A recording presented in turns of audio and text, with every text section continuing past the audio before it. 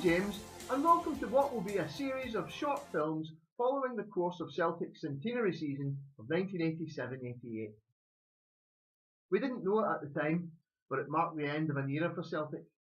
An era that began in 1965 when Jock Stein became Celtic manager and continued under his former players Billy McNeill and David Hay, who had contended with the new firm of Aberdeen and Dundee United rather than traditional rivals Rangers for dominance in Scottish football. We'll be charting the highs and lows of the season on a weekly basis, taking you from the return of Billy McNeill in May 1987 to the Scottish Cup final victory over Dundee United in May 1988. For anyone fortunate enough to live through it, season 1987-88 provided a classic Celtic fairy tale to rival any in the club's unbroken 130-year history. In the months leading up to the beginning of the centenary season, though, the portents were anything but auspicious. The previous summer, Rangers had embarked on a period of unsustainable spending that would ultimately lead to the liquidation of the old club in 2012, but before that, they would enjoy a period of unparalleled domestic success. Season 1986-87 was the beginning of a new era in Scottish football, in many ways the beginning of the modern Scottish game.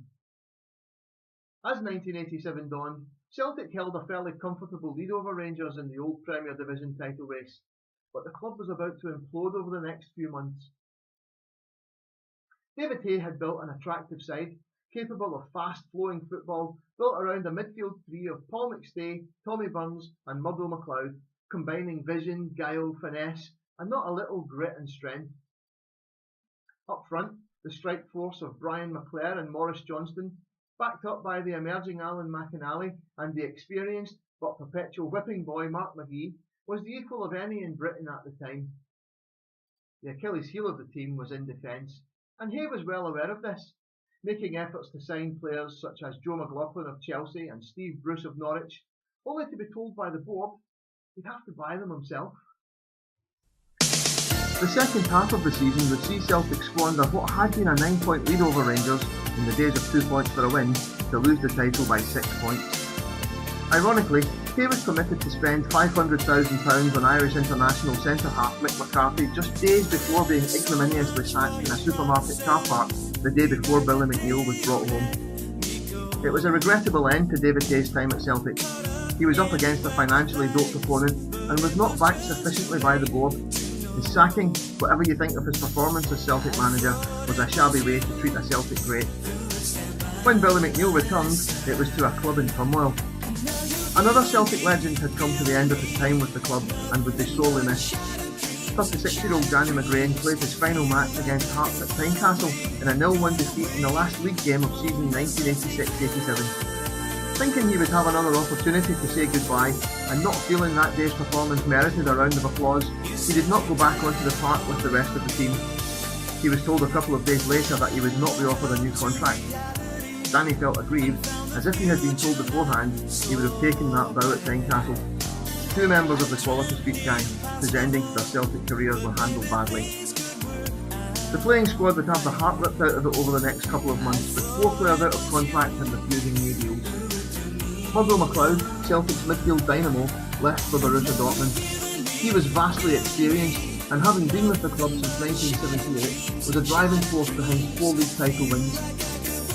Brian McClare was approaching his peak in 1987 and had been top goal scorer every season since joining from Motherwell in the summer of 1983. Equally comfortable in midfield or up front, McClare was overshadowed by the more flamboyant Maurice Johnston, but was a far more effective player. Johnston wasn't done breaking Celtic hearts when he departed the club that summer for FC Knob. He was the darling of the jungle and seemingly almost a professional Celtic supporter, the original badge kisser in the days before we learned to be wary of badge kissers. Following these 3 out of the door was Alan McInally, in those pre-Bosman days to Aston Villa for a fee of £250,000. McInally had been at Celtic since 1984 and before the 86-87 season had done very little to draw attention to himself. But in that season, Rambo had finally established himself in the team with his strong running and improving heading ability. He wouldn't be as missed as McClare and Johnston, but with their departures leaving Mark McGee as the only established striker at the club, he could have been an important part of the centenary season squad. So the summer of 1986 1987 did not see Celtic in the best of shape as the club prepared to celebrate its centenary season. Almost half of the starting 11 from 1986-87 had gone, with Mark McGee the only established striker left at the club. Across the city, Rangers were in a very strong position, with England internationals Chris Woods, Terry Butcher and Graham Roberts forming the core of a very strong defence. That summer they added former Liverpool players Avi Cohen and John McGregor, as well as Bolton's Jimmy Phillips to their squad. Over the course of season 1987-88, they would add Richard Gough, Ray Wilkins, Trevor Francis, Ian McCall, Ian Ferguson and Jan Bartram amongst others to what was already by far the most expensively assembled squad in Scotland. So it was with a sense of some trepidation rather than optimism that Celtic fans faced the coming season, despite the much welcomed return of Billy McNeill. The rebuilding job was already underway before Billy McNeill's arrival, with the signing of Republic of Ireland international defender Mick McCarthy for a club record £500,000 from Manchester City.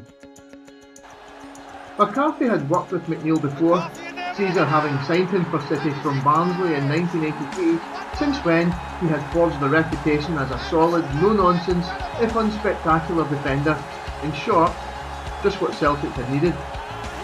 Unfortunately, in his first Celtic appearance in a pre-season friendly in Sweden, McCarthy would tear a stomach muscle and it would be almost 3 months before he made his competitive debut. What a header! What a brilliant goal! And 1-1 the score.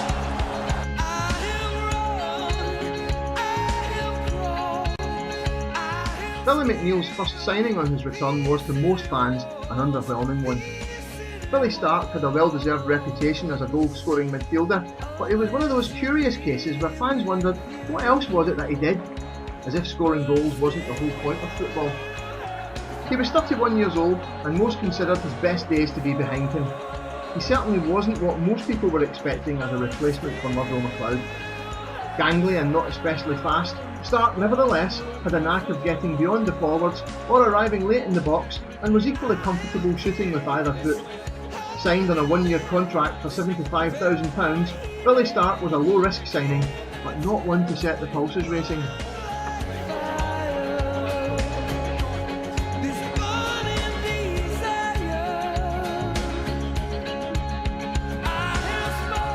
The second signing of the close season was Andy Walker from Motherwell for the not insignificant fee of £350,000. Again, this was not greeted with a wave of enthusiasm. Walker was a decent striker who had scored against Celtic in a Skull Cup semi-final that went to penalties the season before, but he was not in the class of McClare or Johnston. Andy Walker went on to have probably the greatest season of his career in 1987-88, proving to be a very good finisher with great reactions and deceptively strong despite his slight build. But he would not be rated in the same bracket as previous strikers signed from Motherwell, like Joe McBride, Dixie Deans or McClare.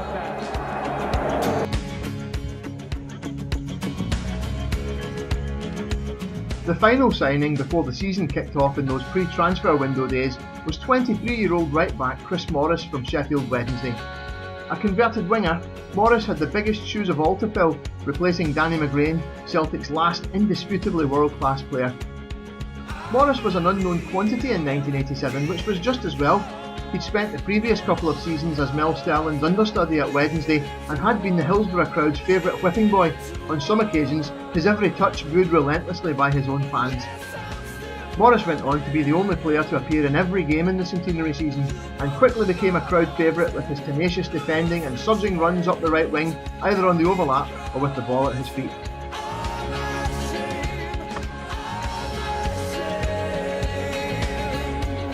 The first chance most Celtic fans had to cast an eye over Celtic's new look side came on the 1st of August 1987 in a pre-season friendly versus George Graham's Arsenal. The team lined up Bonner, Morris, Rogan, Aitken, White, Grant, Stark, McStay, McGee, Walker, Burns. Charlie Nicholas was given a mixed reception as he lined up for Arsenal, many fans booing his every touch. But it didn't stop him opening the scoring after just 4 minutes, and his presence was a reminder of the drop in quality experienced by the club in recent seasons. The Gunners were 3-0 up against a lacklustre Celtic by half-time. 2 of Arsenal's goals were scored by a certain Martin Hayes, who in 90 minutes that afternoon scored 2 more goals than he would in almost 18 months as a Celtic player. The goal of the game came right at the end when substitute Owen Archdeacon fired a howitzer of a shot into the top corner from the edge of the penalty box. It was no consolation though, as the Hoops tripped off at the end after a humiliating 1-5 defeat.